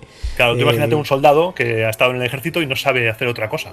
Claro, después de Mario, los 20 años de servicio, tú entras muy joven en el ejército y a los 35, 40, ¿qué hago con mi vida? Pues si no tienes nada que hacer, no tienes familia, pues te metes ahí a hacer lo único que sabes hacer, que es seguir matando. Sí, claro, porque eso con los legionarios los cogían, venga, a una colonia, pero si tú llevas 20, 30 años de la flor de tu vida, es tu vida luchando, eso. Combatiendo, ahora te vas a poner a cultivar, pero claro, si no sabes ni cultivar. A lechugas, hombre. Claro, ostras, no sé, es un cambio radical. Había gente que lo anhelaba como Máximo Décimo Meridio, que quería volver a su hacienda en Gladiator, pero otros no, otros seguramente dirían yo no sé hacer otra cosa, yo no soy un agricultor. Mira, ahí en Gladiator la verdad que está muy bien, porque ahí hablas también de un gladiador que salió de pelear, que es el que mete a Gladiator en la pelea, que es que es un antiguo gladiador. Es un lanista, exacto, es un lanista que fue gladiador y acabó ganando su libertad, porque podía ganar la libertad de gladiador y podía salir prosperando y acaba siendo millonario, podía ser muy rico. ¿Nos podemos fiar de la película Gladiator en cuanto a, bueno... En algunas cosillas sí, pero en la mayoría no, porque no deja de ser ficción. Es una ficción histórica, pero ficción al fin y al cabo, que yo no estoy en contra de la ficción porque hay que jugar con ella y no hay que pretender que sea eso algo estrictamente histórico, pero sí que tiene cosas interesantes a rescatar, pero otras cosas no. Por ejemplo, tigres. En un combate de gladiadores no había tigres, porque eso era muy, muy diferenciado. Por la mañana estaban los espectáculos, las Venatio, se llaman las Venationes, que eran los espectáculos con animales. Y ahí no había gladiadores, había gente entrenada expresamente para luchar contra animales. Porque los gladiadores eran gladiador contra gladiador, o gladiador contra el condenado a muerte. Pero animales iba gente especialmente preparada para ello. Entonces había espectáculos con animales. En tiempos del Imperio hay relatos de que luego esos animales, pero en plan 10.000 animales a la vez. O sea, después de esos animales, la carne era entregada al público gratis para que la gente pudiera comer carne. Pero sí que eran espectáculos diferentes. No había... No, también no eran los gladiadores los que se enfrentaban a los animales, sino que eran otros tipo Ángel Cristo, tipo domadores, entrenados especialmente los que para se entrenaban para eso. Oye, has hablado de condenados a muerte, o sea, los condenados a muerte iban a luchar por su vida. A luchar por su vida o a ser ejecutados de maneras mitológicas. Hay relatos que vete a saber si son verdad, de, por ejemplo, gente que, pues, condenado a muerte y te van a representar una escena mitológica en la cual ese personaje mitológico es violado por una jirafa. Por ejemplo, no me jodas. o es despedazado, pues lo hacen así. Luego también en las películas se olvidan mucho de los árbitros. Prefiero que me despedece a que me viera una jirafa. Esos espectáculos de ejecución eran a mediodía. A mediodía eran las ejecuciones y si alguien se quería ir a comer, que se iba. Y se olvidan de los árbitros. En los combates de gladiadores de verdad había árbitros. Había 2 árbitros que están en los mosaicos, están puestos, y son los que paraban el combate. Porque cuando un gladiador caía o quería rendirse, levantaba las manos, hacía así con los 2 dedos, que están representados los gladiadores así, y entonces el árbitro, el rudis o el summa rudis, con una vara, paraba el combate y entonces miraba al editor. El editor era quien pagaba, que a veces era el emperador o a veces era el edil. Por ejemplo, Julio César, cuando fue edil, organizó un montón de juegos, y es el árbitro quien mira al editor, y es el editor quien, según el clamor del público, puede perdonarlo o no perdonarlo. Pero sí, está muy reglamentado. Había árbitros que controlaban que el combate no se fuera de madre, había música, porque hay mosaicos en los cuales aparece una banda de música al lado. Era mucho más teatral y mucho más espectacular, con plumas en los cascos. Era muy bonito, hasta que empiezan a sangrar, claro. El rojo tampoco es mal color. Y vamos a ir avanzando porque que nos quedamos sin tiempo. A ver, otra cosa. Pero si esto tiene fácil solución, la temporada que viene le volvemos a invitar. Vuelvo, cuando quieras. Bueno, tenemos que vender libros también. A ver si se va a ir este hombre sin vender libros. No, pero espera. Igual que con Julio César era la época más apasionante, tal y cual, Nerón, Calígula... unos santos. Claudio Mesalina. Me agrada que me hagas esa pregunta. ¿Es verdad que Nerón quemó Roma? No, porque hay un problema ahí. Tenemos un problema, porque cuando hemos hablado al principio de las fuentes, al final todo acaba volviendo a lo mismo.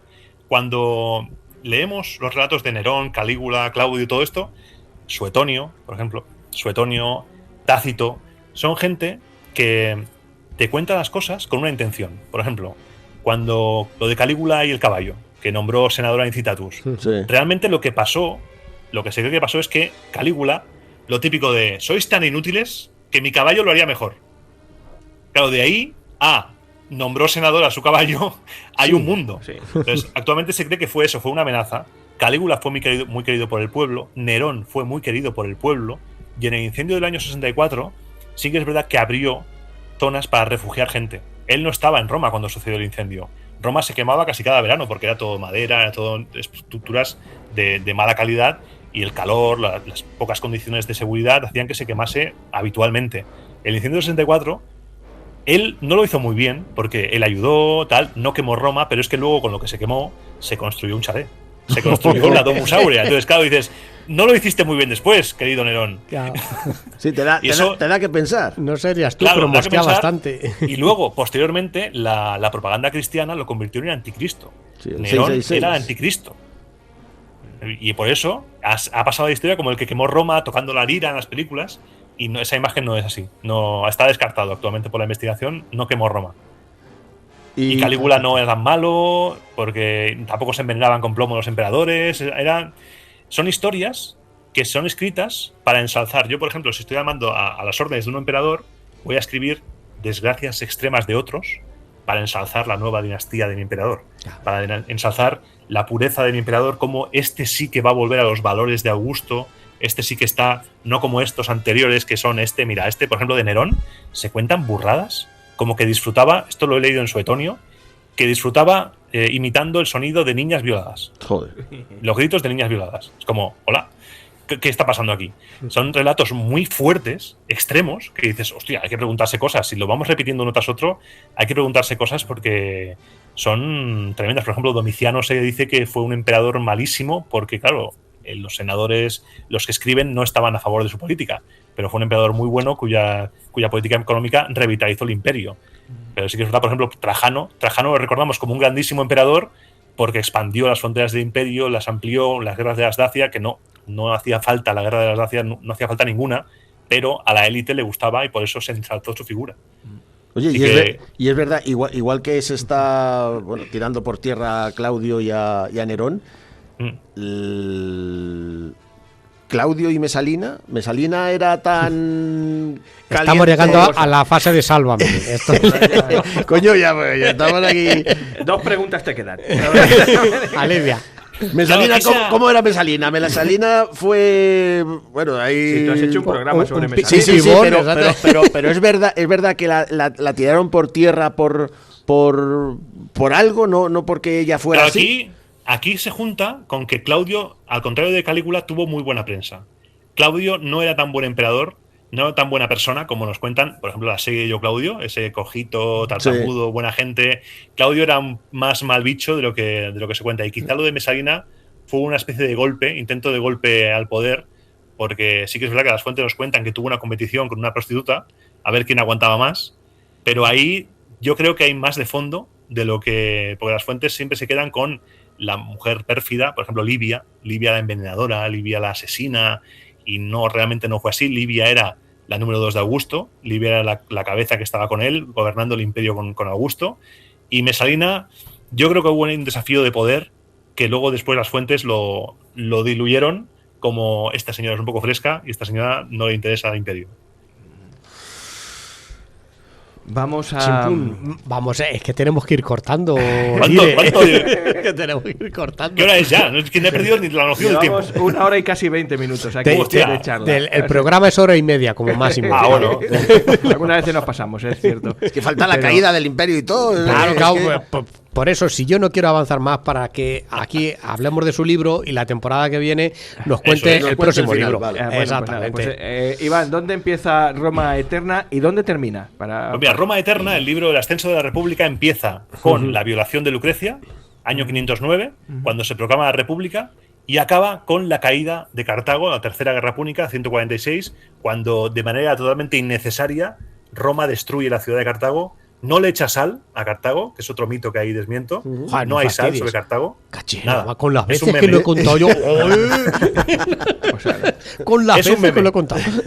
Sí. No echa sal porque luego sigue viviendo gente ahí. O sea, porque se dice que se echa sal para maldecir, pero luego sigue, y en tiempos de Augusto se revitalizó Cartago y volvió. No se echó sal, pero sí que hay una escena llorando con la destrucción de Cartago, los romanos llorando, no lloréis porque lo habéis hecho vosotros. Y entonces acaba ahí y es un relato. He intentado focalizarme en historias no tan conocidas como Espurio Melio, como Espurio Casio, gente en la República Arcaica que acabó volando sin motor por la roca Tarpeya, y gente que luchó a nivel político por intentar entrar en el poder, luego auténticas guerras por el poder, dictaduras, traiciones. Ahí cuento todo lo de Pirro, los samnitas, estoy ahí, hablo de Cincinato, hablo de cómo se crea el consulado para la plebe, cómo se va abriendo el poder político para la plebe rica, no para la plebe pobre, sino para la plebe rica, y se acaba formando lo que después ya será, en el siguiente libro, la élite. La élite que dominará Roma a partir de ahí es la élite que se junta el poder del patriciado y el poder político. Cuando los plebeyos tienen acceso al poder, se crea la nueva clase social, los hombres nuevos, por ejemplo, Cicerón es un hombre nuevo, Mario es un hombre nuevo, y ahí los que tienen ya no sangre noble, sino los que tienen cargos, Si tú tienes un padre cónsul, tú ya estás ahí dentro, eres el de la élite y tú seas cónsul. Aunque seas patricio, aunque seas plebeyo. Si eres del club, eres del club. Y ahí es cuando empieza de nuevo a irse por el desagüe. Y lo he dejado ahí porque la Tercera Guerra Púnica es cuando Roma no tiene rival a nivel mediterráneo, porque la gran potencia ya desaparece su poder, y ahí es cuando Roma empieza a prosperar, a crecer, empiezan las guerras, empiezan a absorber territorios, y es ahí cuando empieza a irse por el desagüe, porque empieza a crecer eso de una manera increíble, y empiezan los personalismos. Ahí no están incluidas, que viene después, todo Sertorio, Sila, Mario, los Mitrídates, los germanos, teutones, todo eso, no está ahí, que sea para el siguiente. Eso te iba a decir. ¿Qué plan tienes editorialmente hablando? Mi plan es... ¿Bilogía, trilogía o...? Será una bilogía de República, serán dos, porque el siguiente es la caída de la República. Y ahí me gustaría enfocarme en también personajes e historias no contadas habitualmente. Hablaré mucho de Sertorio, hablaré de Espartaco, hablaré de Fulvia, por ejemplo, hablaré de Clodio, porque cuando muere César y lo van a incinerar, el Senado está en obras. El Senado está en obras y tuvo que reunirse el Senado en el Teatro de Pompeyo, y nadie nos cuenta por qué. Porque el Senado está en obras porque la curia fue destruida por la gente tras el asesinato de Clodio. La gente furiosa destruyó y encendió la curia.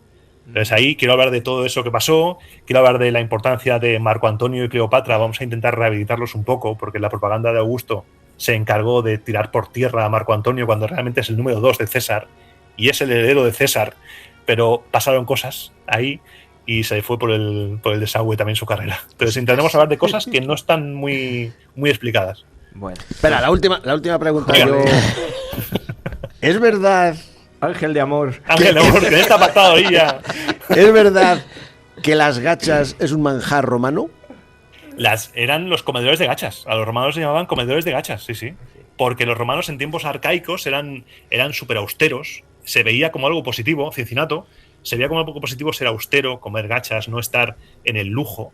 Y cuando llega toda la corriente helenística griega, que la abanderan esas facciones, los escipiones, son, por ejemplo, quienes comisionan a Polibio para escribir sus historias y escribir sobre ellos, abanderan esa modernidad. Se ve el ser comedores de gachas, el estar con los valores antiguos, como una muestra de romanidad.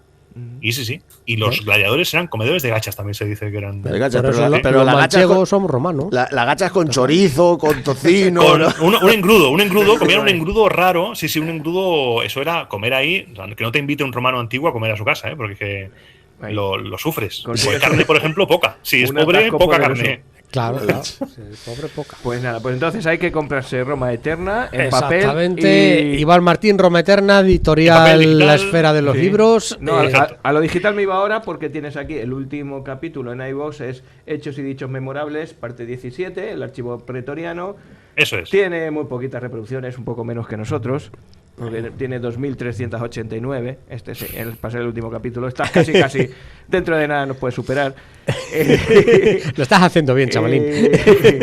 ¿Y qué tenemos que coger de aquí de iVoox? Empezar desde el principio, meternos al final. Y aquí hay que seleccionar. Ahí puedes empezar desde el principio. O porque los tengo numerados. Hay ahora mismo 56 programas de la República.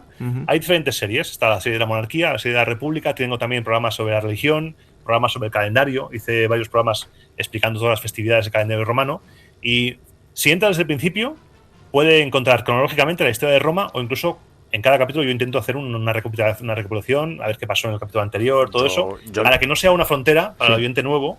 Pero yo creo que puedes oír un capítulo sin haber oído los yo lo voy a pasar, yo me voy a pasar, voy a escucharlo. Yo empecé desde el principio. Yo me fui al número 1, digo aquí sin prisa. Pero sí que se va a notar, la gente que vaya al programa 1 va a notar una evolución. Por el programa 1 estaba cagado. ¿Ves? Nosotros no. Nosotros vamos igual o para atrás. Hay programa que nos sale para atrás. Yo te recomiendo así, en un ratillo que te sientes en el servicio, alguna cosa así, que te pongas nuestro programa 1, que te lo va a pasar en grande. Escucha, salió el que hicimos bien, porque tuvimos que repetir, porque varias veces. La primera vez no nos salió bien y tuvimos que repetir otra vez, grabarlo otra vez. Porque... Toma falsas. Toma falsas. Encantado. Muy bien, Iván. Un placer. Os lo digo, me pasa muy bien, se me ha pasado volando este rato. Un placer, macho. Una horita y 25 que llevamos aquí ya y con ganas de que, bueno, pues nosotros terminamos temporada si me deja el jefe. ya, pero la que viene te apuntamos ya, te vamos buscando fecha. Tal cual. Y cuando vengas por la Carpetania, pues ya sabes, nos das un toque exactamente y preparamos gachas. Y te invitamos a unas gachas. Le despedimos ahora fuera de antena, si queréis. Sí. Pues espéranos un poquito, que subo un poquito la música y te despedimos, ¿vale? Pues venga, vamos a ver.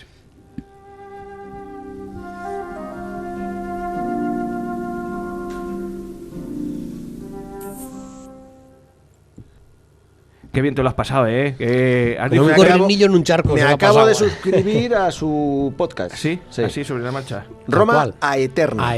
Roma a Eterna. Es, pues lo que decimos siempre, cuando alguien es un buen comunicador, un buen divulgador, la cosa se hace más fácil, más... Se nota mucho, y mira que es un tema arduo y de nombres, bueno, que nos pueden sonar porque al final es latín, pero, joder, no deja de ser historia muy antigua. Y la verdad es que Iván lo hace muy fácil. Hace muy fácil. Hay que ves pidiendo sitios cuando vaya a organizar más viajes de estos ya. Pues yo me jubilo de aquí a nada, un suspiro, 3 años me queda. Se jubila ya, macho, te queda ya, bendito Dios. Madre mía. Así que bueno, yo voy haciendo muescas en la mesa, voy diciendo. Yo ya me queda un cachijo de mesana de 5 centímetros. Para yo no me caben las muescas. Claro, y con gente de estos sitios así, pues... sí, molan, me ha gustado a mí muchísimo. Bueno, pues nada, pues hasta aquí nuestro programa de hoy, 1 hora y 26 que llevamos de programa, se nos ha hecho cortito, y voy a poner la sintonía de salida, pero me tenéis que decir qué hacemos la semana que viene, que seguimos trabajando. Por yo voy a girar. Espérate que pongo y me lo explicas eso. El espacio infinito.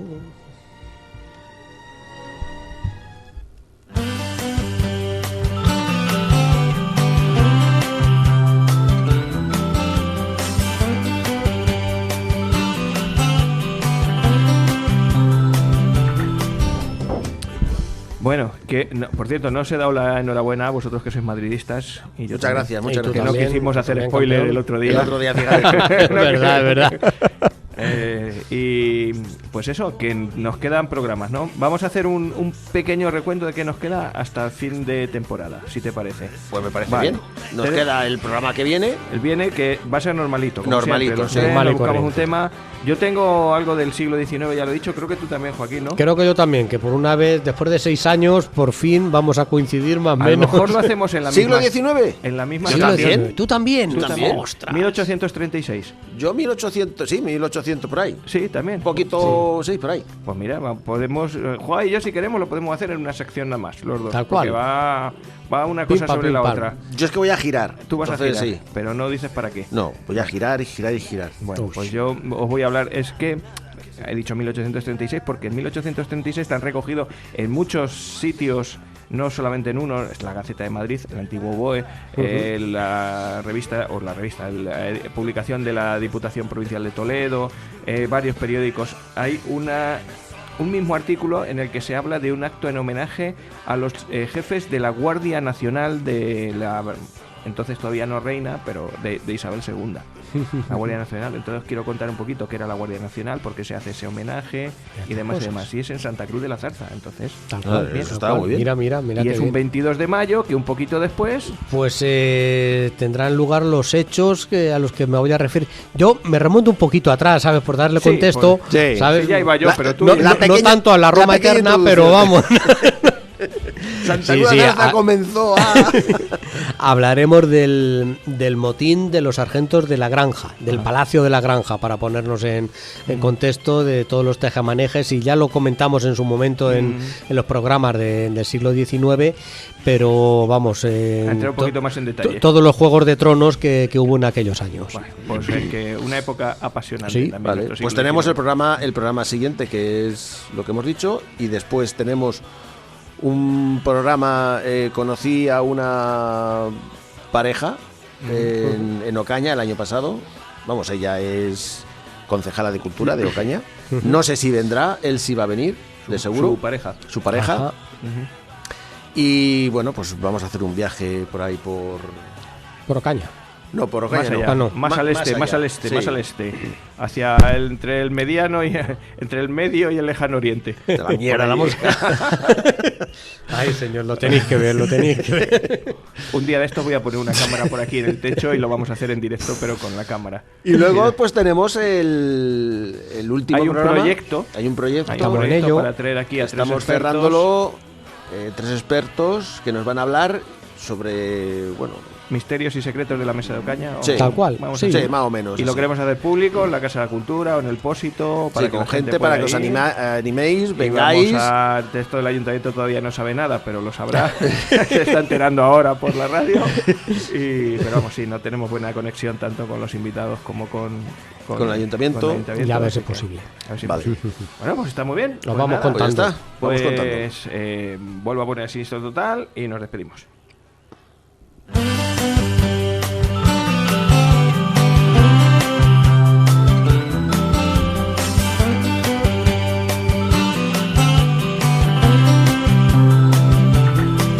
¿Cuándo fue el gran estallido? ¿Dónde estamos antes de nacer?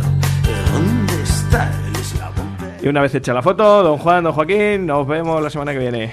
Vamos, compañeros del metal. Vamos. Hasta la próxima. Dire, adiós. Venga, hasta luego. luego, Está hablando Lucas. aquí con nuestra amiga.